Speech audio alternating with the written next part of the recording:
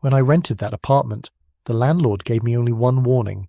He said, "Whatever you do, don't open the last door." I laughed. I thought he was joking. The apartment was an old one, but the rent was cheap, and at that time, I didn't have enough money to be picky. The apartment had 3 bedrooms, a living room, a kitchen, and one small room at the end of the corridor. The door was painted black. There was no handle on the outside, just a small metal lock. I asked the landlord why I couldn't use it. He looked at me for a few seconds, then he said, "It's not part of the house." That answer made no sense, but I didn't ask again. For the first 2 weeks, everything was normal. Then I started hearing footsteps, always at night, around 1 a.m. slow footsteps, coming from the end of the corridor. At first, I assumed it was rats.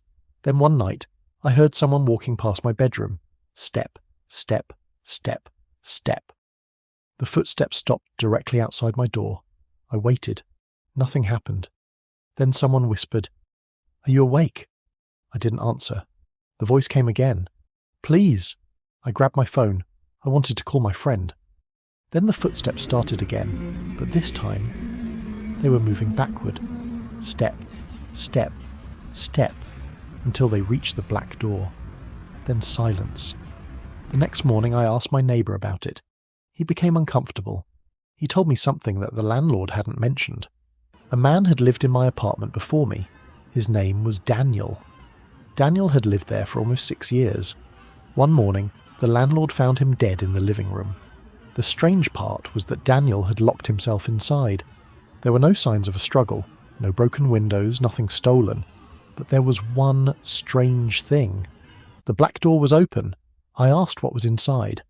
My neighbour looked around before answering. "A bedroom," I laughed.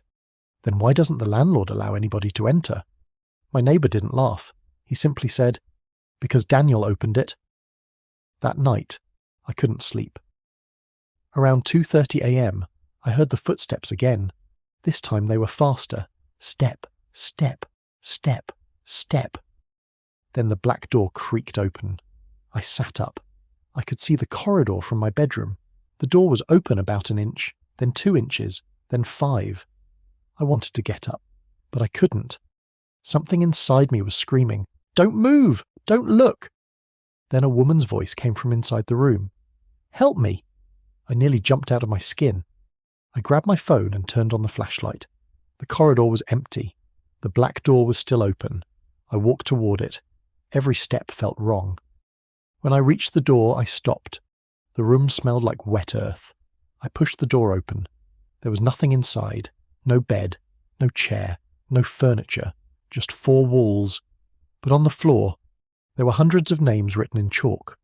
Some names were old, some were almost faded, and some looked fresh. I recognized one. Daniel. Under his name was a date. The date he died.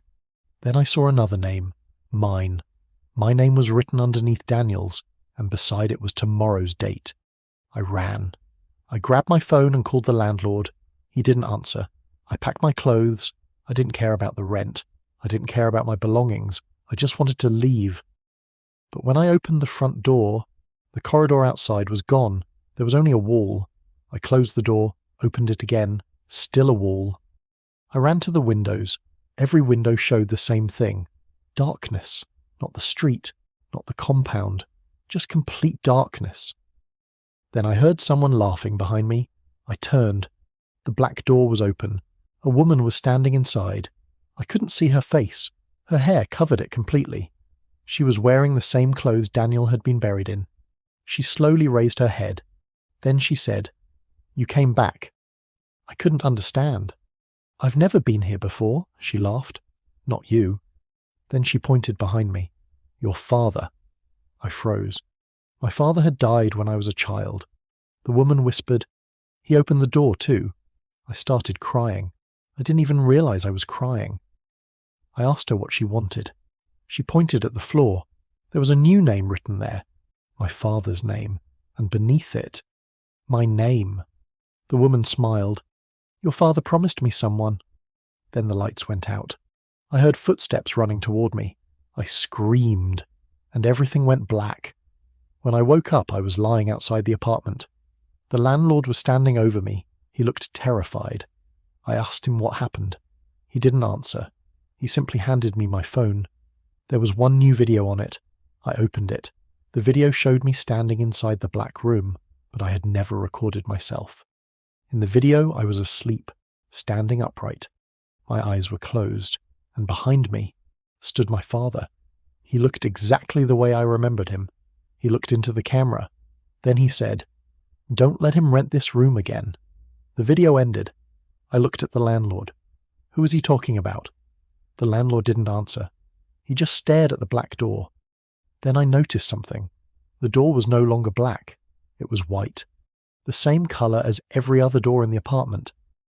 I asked the landlord why. He whispered, "Because it's no longer your room." I left that apartment that same day. I never went back.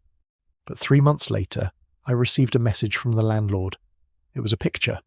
A new tenant was standing inside the apartment. Behind him was the corridor, and at the end of the corridor was the black door.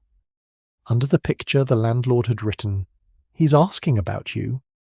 I never replied, but sometimes, late at night, I still hear footsteps outside my bedroom. Step, step, step.